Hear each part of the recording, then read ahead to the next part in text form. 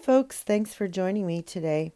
In today's tutorial, we're going to be painting a large plastic bauble. This one's actually quite big, as you can tell by the size of it in my hands. And what I'm going to do first is I'm going to decorate the inside. So what I do is I use hairspray, anything that is liquid. I don't use any aerosol. I just use like the pump. And I pour it in, and then I rotate the ball around so I have even coverage of the hairspray. And then I let the excess drip out, and then I put in some fine glitter. This is extra fine black glitter. And I just shake it around and put the cap back on, and the inside is now decorated. So now I'm going to show you how to use only two colors to get a beautiful color design. The colors I'm using are white by DecoArt and Eggplant by FolkArt. So you will see here that I'm mixing them up right now. So I put in the same amount of white paint in all five paint wells. And then I added, the first one had 1 drop of the eggplant. The second one had 2 drops. The third one had 3 drops. And the fourth one had 4 drops. And the one I'm mixing right now had 5 drops. I also use the pure color of the eggplant as well. So I'm using my tools from the Ditting Center. There is a link in the description below if you would like to get a set of your own. And make sure to use my discount code so you can get 10% off. So I'm using the lid, or the metal cap for my guidelines to begin this. So if you look at any bauble, it's got sort of like beveled edges or like scalloped edges. So I use the tip as my beginning point, and I just use my dotting tool to put them on in there, and then I go in between each of them to get me into a circle. Now I'm going in with the next size up. So this is my the dotting tools that I'm using. They start at number 7 and they go up to I think it's 12. So I'm just going up 1 step for every round, I guess, that I do, and I change into the next color. So those colors that I pre-mixed. And when you pre-mix, you sometimes get bubbles. So that's what I'm doing right now. I'm using a needle, and I'm popping those bubbles, because if I don't, once it dries, it's going to have like a bubble indent there where the air was, and it's not going to look as pretty. So I do that for almost every round, but I just showed you there. I didn't show you the other ones that I did. But just be mindful of that when you do mix up paints. If you do it rather quickly like I did, you will get bubbles. There is a little tip that I do. So once the paint is settled and the air starts to rise to the top, I just lift up my paint tray and I drop it. I'm probably maybe 2 inches from the tabletop, and that pops the bubbles. So that's one thing that I do. You could even leave the paint for a little while and let all the bubbles come to the top, and then you can pop them all by using heat, like a heat gun, or you can use like a little torch or something like that. So there are a couple of options that you can do, or just mix up the paint not as quickly like I did. So I'm just going through, like I said, going up in 1 size per round that I do, and I change the shade that I'm using from the colors that I've mixed up. So I just go around and around and around using the next size up tool with the next darkest paint color. And I do this all the way around. And like I said, I think I started at number 7 and I worked up to number 12. And I may be wrong on that. Let's see, with 7, 8, 9, 10, 11. Yes, it is. It goes up to 12. So starts at 7, goes to 12. If you have the tools, you'll know what I'm talking about. They are numbered. But you can do this with anything as long as that the next row is a little bit larger than the row that you had just put on the bulb.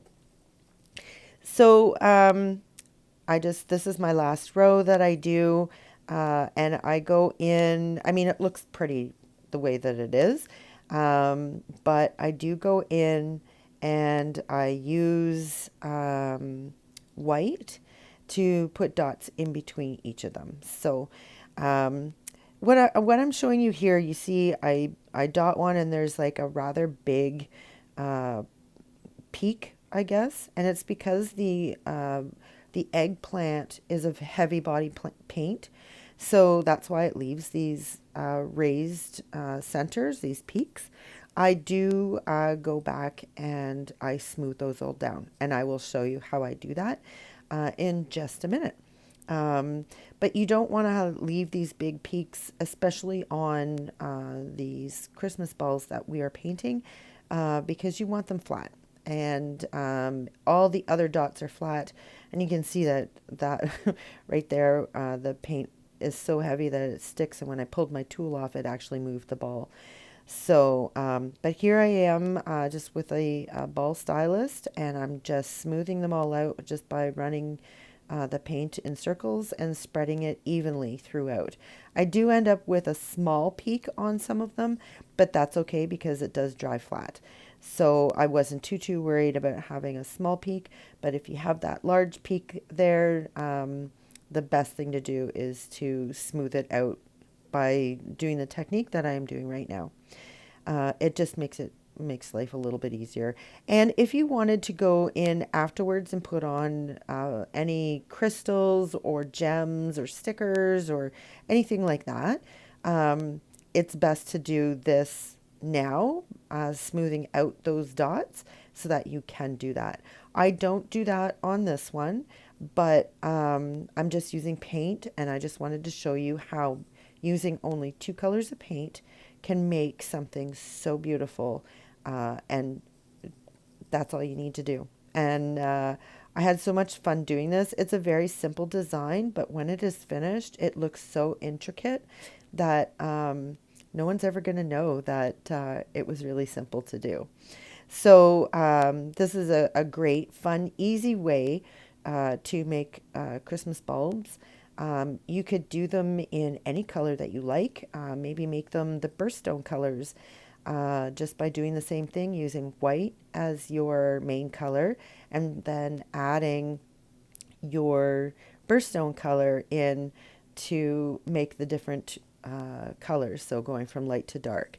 You could also start dark on the top and work your way down to the light color.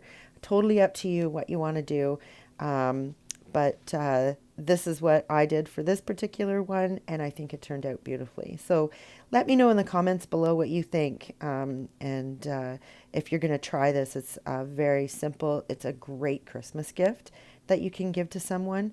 And you can choose whatever color ribbon that you want to put on that. Now I went with a purple ribbon just to keep in the theme of purple. Yeah, so it just turned out so pretty.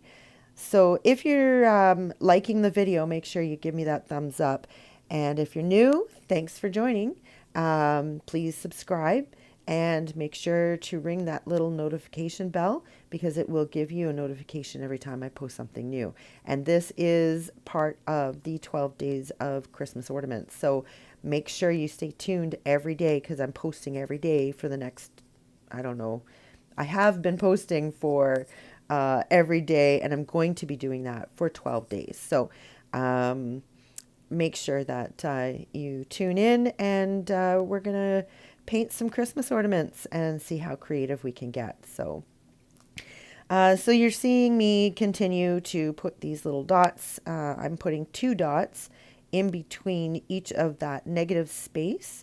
And there's just enough room that it leaves that black sparkle shining through, but the design actually shows up a lot better. And so having that black negative space is kind of nice. I do some walking of the dots as well on the bottom row. And I'm using, if you didn't see in the very beginning, I'm using masking tape on the bottom, like just itself on the roll.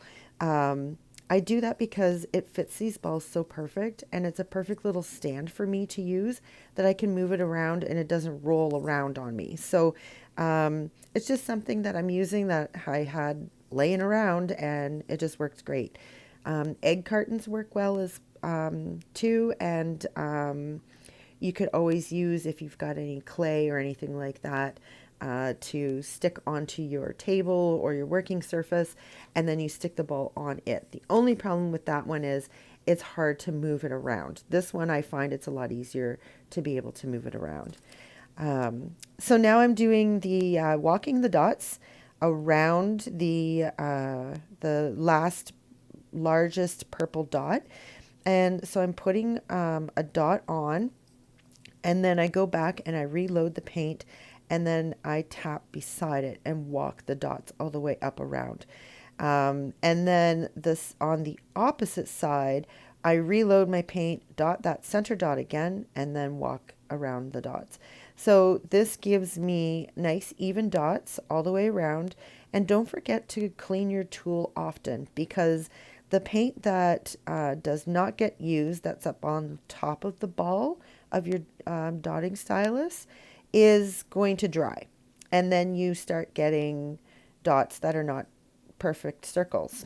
They're ovals, or they could be like smudges, and then you're looking into waiting for it to dry, cleaning it up, and yeah, it just sometimes gets messy. So make sure you clean your tool often so that you don't get that while you're walking the dots. You certainly want to get as much uniform as you can to continue with the design. So I do another technique on this bulb using white paint. I do the swipe technique, and you'll be seeing that very, very soon. Here I want to get my the length of my swipe to be equal. So the easiest way for me to do that is I put on the eggplant color on the bottom of those last dots, and I just leave it as is. I leave it with the little peaks on it. It will go down a little bit, but I just wanted this one to shine up a little bit more so that when the Christmas lights on the Christmas tree shine on them, you can kind of see them, and they show a little bit of a shadow. So now I have my starting point as to where I want those dots, so that I can swipe them. So I do my dotting stylus, and most dotting styluses are double-ended. So they're a big ball on one side and then a smaller ball on the other side. So I'm using the largest side to put my dot down, and then using the smaller side to drag the dot up into that valley there where the other dots come together when I walk the dots around them. I hope I'm explaining this right and that it's understandable, but if I'm not, let me know, and I'll have to figure out another way to try to describe this. But basically, I'm just loading my tool. I'm putting a dot down, flipping the tool over, putting the small edge into the wet paint and dragging it up towards my finished design. I do this all the way around, and that's basically it. I let it dry. You can give this a coat of like clear coat, but with this being a plastic ball, I find that it kind of diminishes the sheer of it, or like the shininess of it. So I don't do a top coat on this. I just leave it as is and hang it on the Christmas tree. So there you have it, folks. Life is what you make it. So get creative.